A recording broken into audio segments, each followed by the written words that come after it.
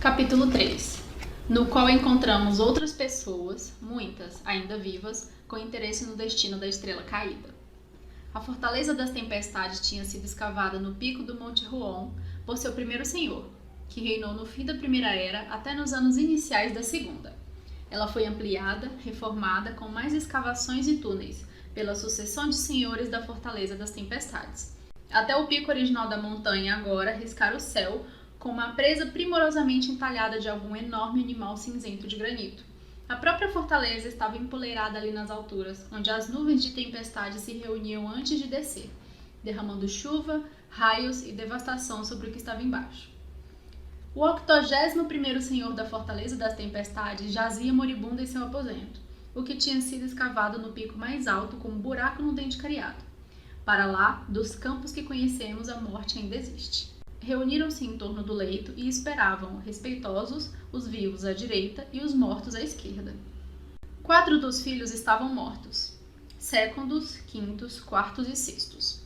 E esses estavam ali postados imóveis, vultos cinzentos, impalpáveis e mudos. 3 estavam vivos, primos, tertios e sétimos. Sólidos, constrangidos, se achavam parados à direita do aposento, mudando o pé de apoio, coçando o rosto ou o nariz, como se estivessem envergonhados diante da silenciosa serenidade dos irmãos mortos.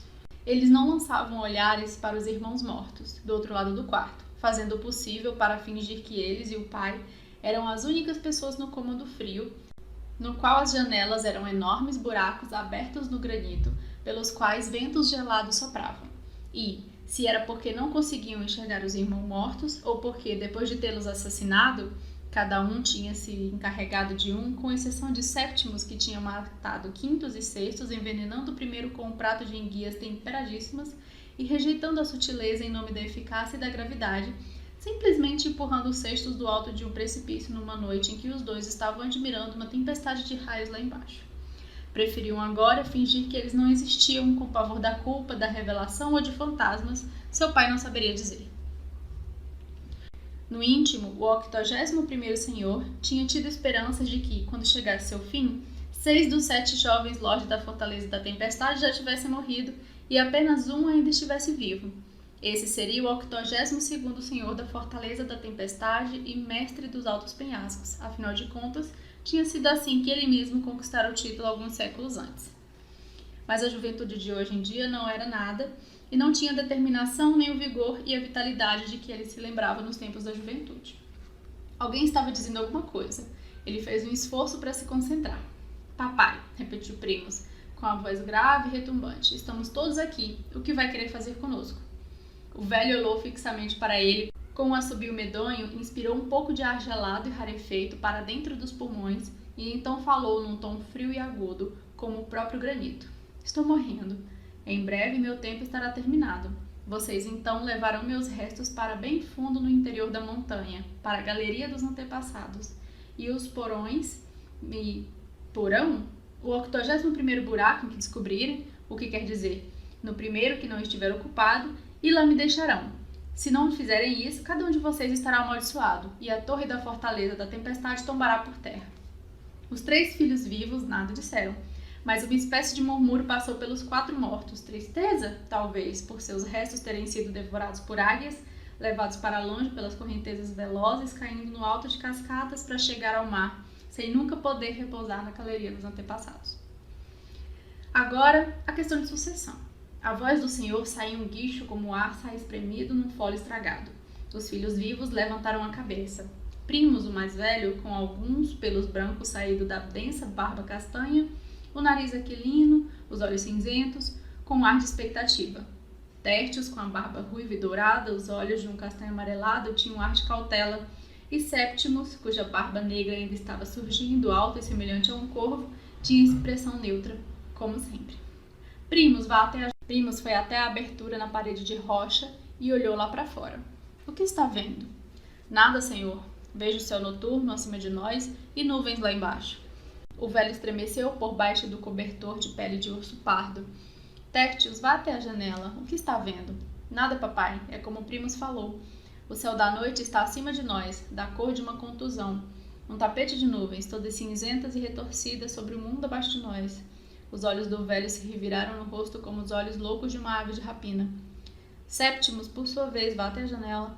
Septimus foi até a janela e parou ali do lado dos irmãos mais velhos, embora não perto demais. E você, o que está vendo? Ele olhou para a abertura, o vento batia implacável em seu rosto, fazendo com que os olhos ardessem e chorassem. Uma estrela bruxuleou, fraca no céu cor de anil. Estou vendo uma estrela, papai. Ah, chiou o 81º senhor. Leve-me à janela. Os 4 filhos mortos olharam com tristeza, enquanto os 3 vivos carregaram o pai até a janela. O velho ficou parado, ou quase parado, apoiando todo o seu peso nos ombros largos dos filhos, com os olhos fixos no céu de chumbo. Os dedos magros como gravetos e de articulações inchadas começaram a remexer no topázio preto, a uma pesada corrente de prata em torno de seu pescoço. Essa corrente se partiu como se fosse uma teia de aranha nas mãos do velho. Ele agora segurava o topázio, com os pedaços quebrados na corrente de prata ainda pendurados. Os falecidos lordes da Fortaleza da Tempestade murmuraram entre si na voz dos mortos, que parece o som de neve caindo. O topázio era o poder da Fortaleza da Tempestade. Quem o usasse seria o senhor da Fortaleza da Tempestade, desde que seu sangue fosse o sangue da linhagem, a qual dos filhos sobreviventes o 81º senhor daria a pedra. Os filhos vivos nada disseram, mas estavam, respectivamente, ansioso, preocupado e de expressão vazia.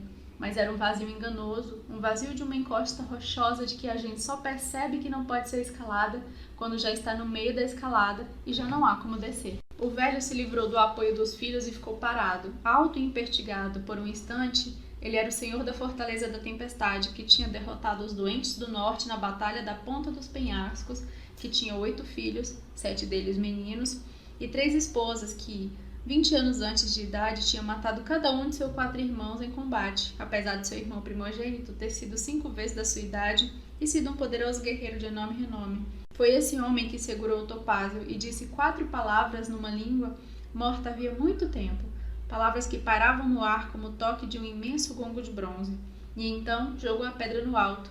Os irmãos vivos prendiam a respiração, enquanto a pedra descrevia um arco por cima das nuvens. Ela chegou ao que eles tinham certeza ser o zênite da curva e então, num desafio de toda razão, continuou a subir pelo ar.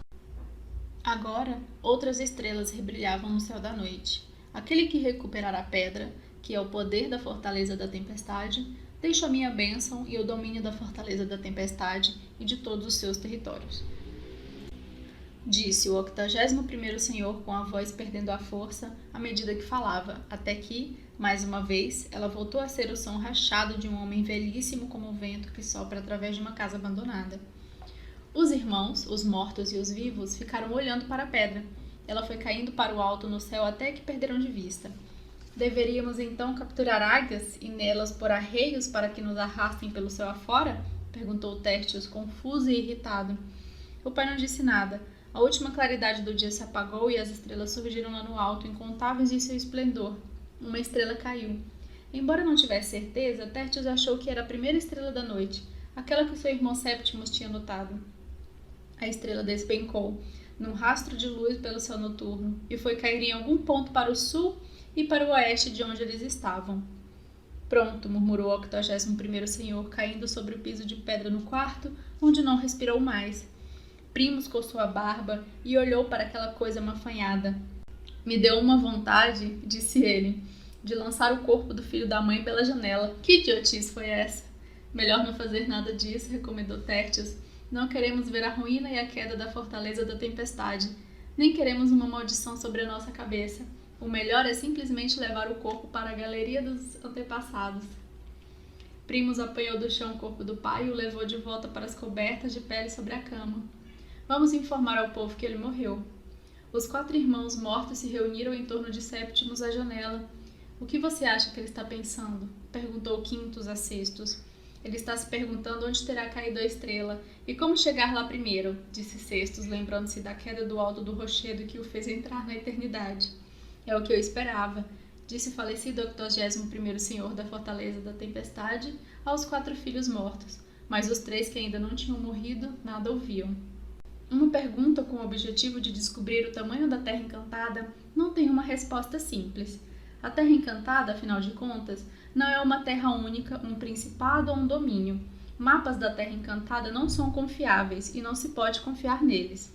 Falamos dos reis e das rainhas da Terra Encantada como falaríamos dos reis e rainhas da Inglaterra, mas a Terra Encantada é maior do que a Inglaterra, da mesma forma que é maior do que o mundo, pois, desde o alvorecer dos tempos, acabaram se refugiando na Terra Encantada todas as terras forçadas a sair do mapa por exploradores e aventureiros que partiam em sua busca só para provar que elas não existiam.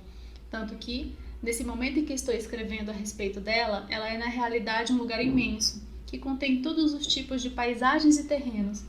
Aqui, realmente, existem dragões, além de grifos, dragões alados, hipogrifos, basiliscos e hidras. Há também todos os tipos de animais mais conhecidos: gatos carinhosos e distantes, cachorros nobres e covardes, lobos e raposas, águias e ursos. No meio de um bosque tão denso e tão escuro que era quase uma floresta, havia uma pequena casa, construída de colmo, madeira e taipa de bairro cinzento, que tinha um aspecto extremamente sinistro. Um pequeno pássaro amarelo numa gaiola estava sentado no poleiro do lado de fora. Ele não cantava, mas estava ali, calado e entristecido com a plumagem arrepiada e descorada. O chalé tinha uma porta, da qual a tinta que um dia tinha sido branca estava descascando.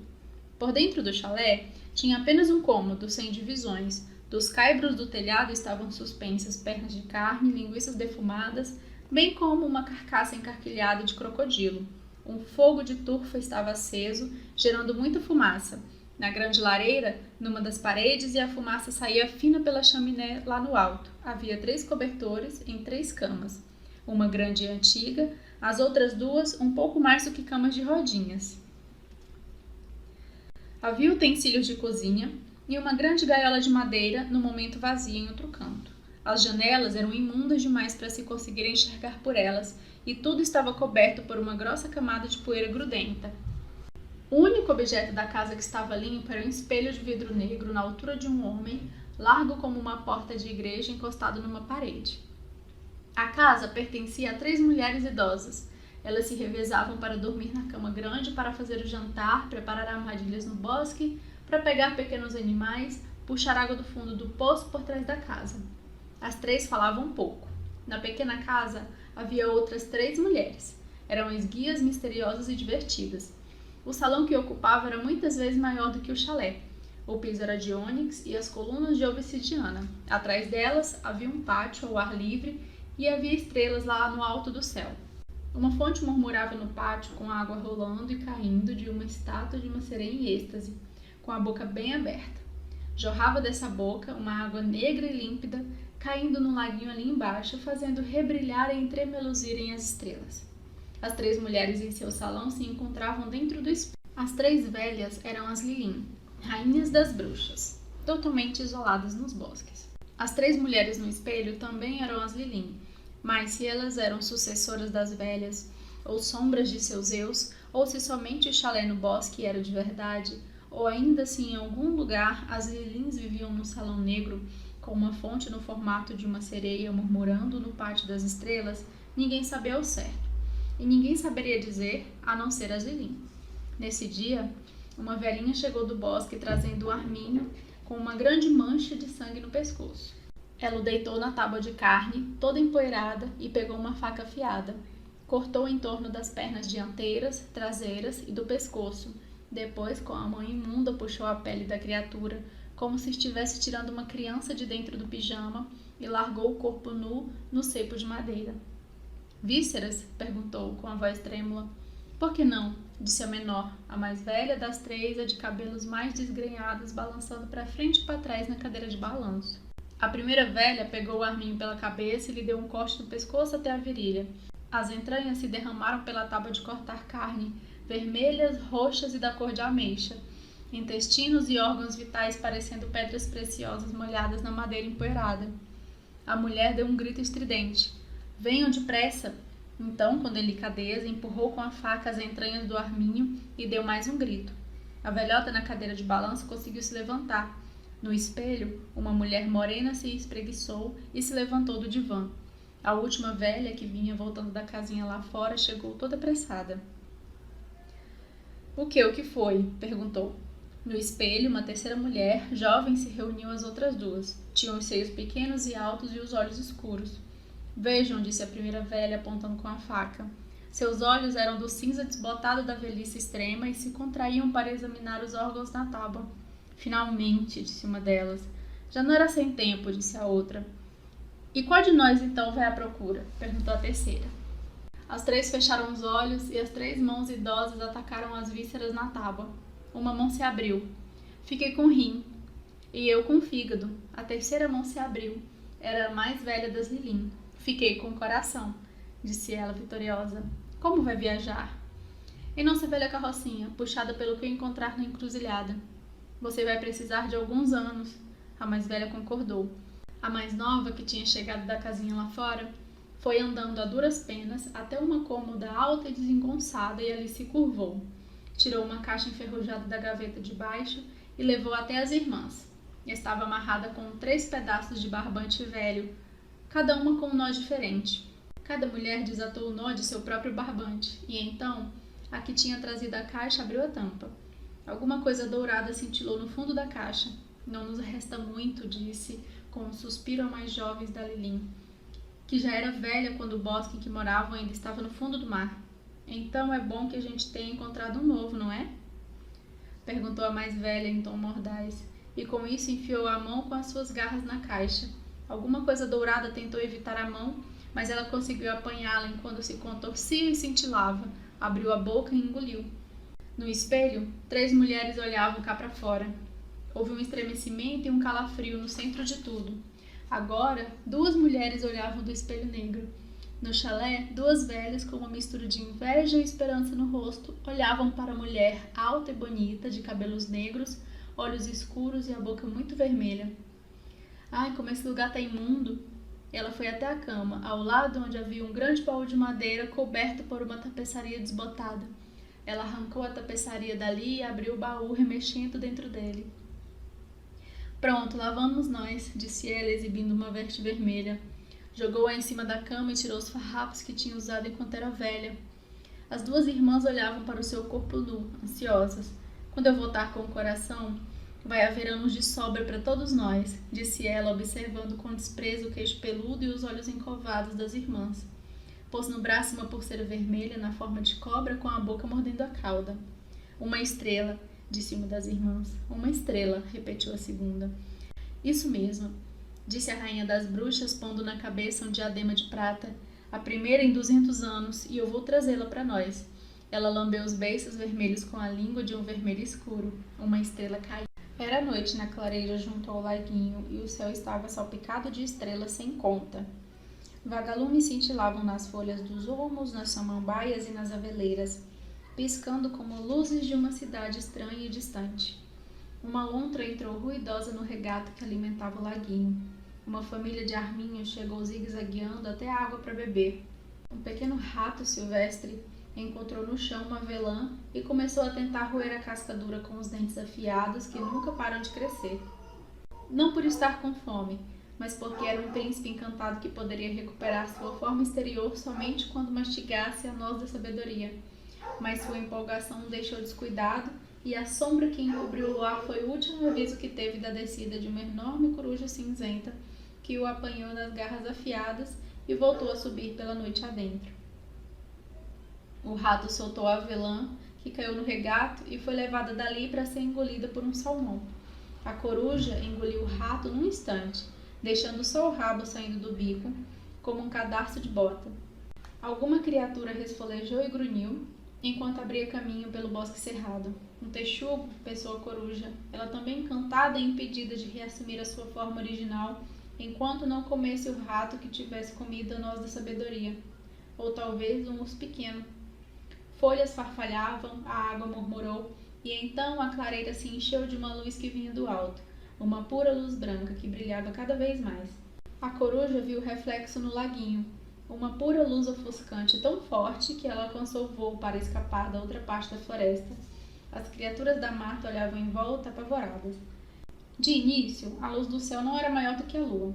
Depois foi ficando maior, infinitamente maior, e todo o arvoredo estremeceu, enquanto cada animal prendia a respiração e os vagalumes refugiam mais do que nunca na vida. cada um convencido de que isso era finalmente o amor, mas em vão. E então ouviu-se um estrondo, forte como um tiro, e a luz que tinha iluminado o local sumiu. Ou quase sumiu. Havia um clarão meio apagado que pulsava no meio das aveleiras, como se uma minúscula nuvem de estrelas estivesse cintilando ali. E ouviu-se uma voz feminina, aguda e clara. Ai! E depois bem baixinho. Droga! E mais uma vez. Ai! E depois disso nada. Fez-se silêncio na clareira.